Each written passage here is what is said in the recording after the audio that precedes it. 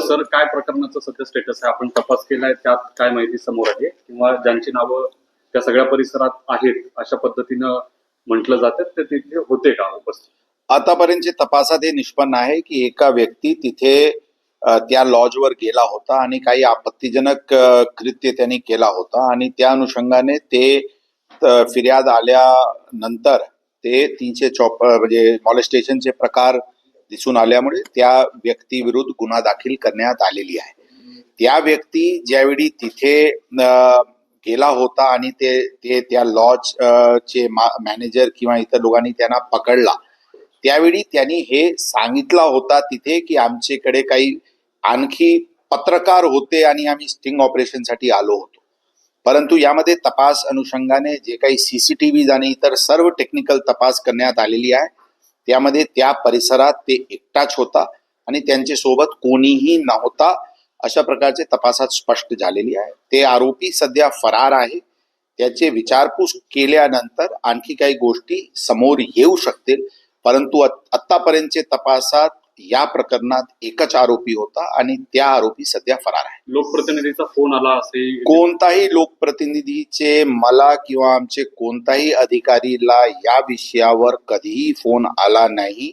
यामध्ये जे काही कारवाई करण्यात आलेली आहे ते फिर्याद अनुषंगाने आणि आवश्यक तपास, आवश्यक जे पुरावा टेक्निकल एव्हिडन्स प्राप्त झालेले आहेत त्या अनुषंगाने झालेले आहे. पूर्णपणे खोटी गोष्टी आहे की यामध्ये काही लोकप्रतिनिधी यांचे फोन पोलीस आयुक्त किंवा इतर अधिकारीला आला, यामध्ये काही तथ्य नाही आहे. रुपाली पाटलांचा एक अर्ज तुमच्याकडे आलेला, नेमका तो अर्ज काय आहे आणि त्या अर्जामध्ये त्यांनी काही इतर पत्रकारांचे नाव घेऊन हे काही साजिश आहे अशा प्रकारचे काही मुद्दे उल्लेख त्या पत्रामध्ये केलेली आहे. परंतु त्या पत्रामध्ये जे काही माहिती त्यांनी दिलेली आहे त्याबद्दलची कोणत्याही प्रकारचे कोरोबरेटिव्ह एव्हिडन्स त्यांनी पोलिसांकडे दिलेली नाही आणि त्या जे मुद्दे उपस्थित केलेले आहेत त्या मुद्द्याचे पूर्ण आतापर्यंतच्या तपासात त्यामध्ये कोणत्याही प्रकारचे तथ्य दिसून आले नाही,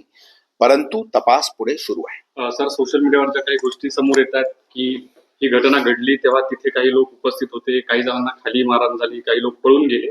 हे जे नरेटिव्ह सोशल मीडियावर वाचायला मिळते त्यात किती तथ्य आहे?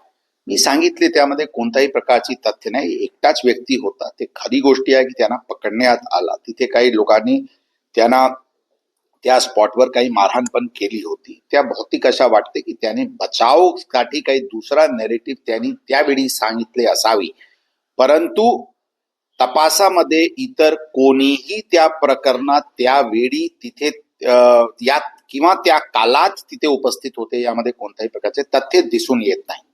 सर, एक शेवटचा प्रश्न की तुम्हाला या सगळ्या प्रकरणात आरोपीला वाचवण्याच्यासाठी म्हणून काही लोकांनी फोन केले असं जे म्हटलं जातंय, तर तसं काही आहे? मला कोणताही प्रकारची फोन आरोपीला वाचवण्यासाठी किंवा गुन्हा दाखल करू नये यासाठी आलेली नाही.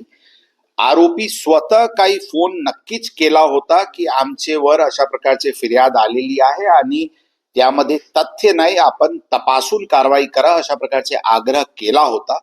परंतु यामध्ये जे फिर्यादी आले होते, फिर्यादी बद्दलचे जे इनिशियल पडताळणी केल्यानंतर गुन्हा घडला असल्याचे निदर्शनास आल्यानंतर गुन्हा दाखल करण्यात आले. आपण सीसीटीव्ही चेक केले कुठल्या कुठल्या हॉटेल्समध्ये, म्हणजे त्या परिसराचे मागचे हे जे आरोपी आहे त्यांचे बॅक ट्रॅकिंग करून 2 तासाचे कालाचे म्हणजे घटना घडल्याची 2 तासापूर्वी पर्यंतची पूर्ण सीसीटीव्ही पडताळणी करण्यात आलेली आहे आणि त्या लॉजची पूर्ण रेकॉर्ड मागचे 1.5-2 वर्षाचे तपासण्यात आलेली आहे. ही आरोपी त्या लॉजमध्ये पूर्वी 3 वेळा आणखी गेले असल्याचे लॉजचे रजिस्टरवरून दिसून येते, परंतु इतर कोणत्याही गोष्टी समोर आलेली नाही.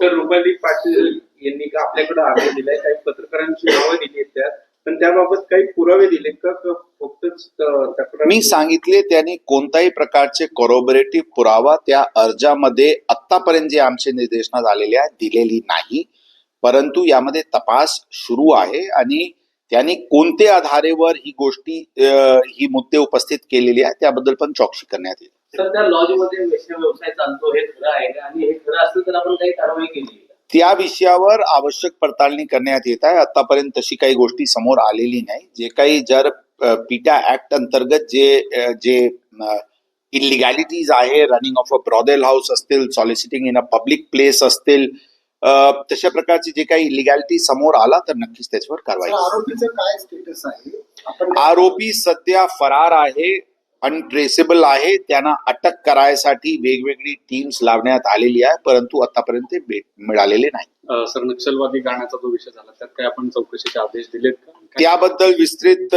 सखोल बारीक चौकशी सुरू आहे. याबद्दल चौकशी अनुषंगाने जे काही बाबी समोर येईल त्या अनुषंगाने कारवाई करण्यात येईल. थँक्यू.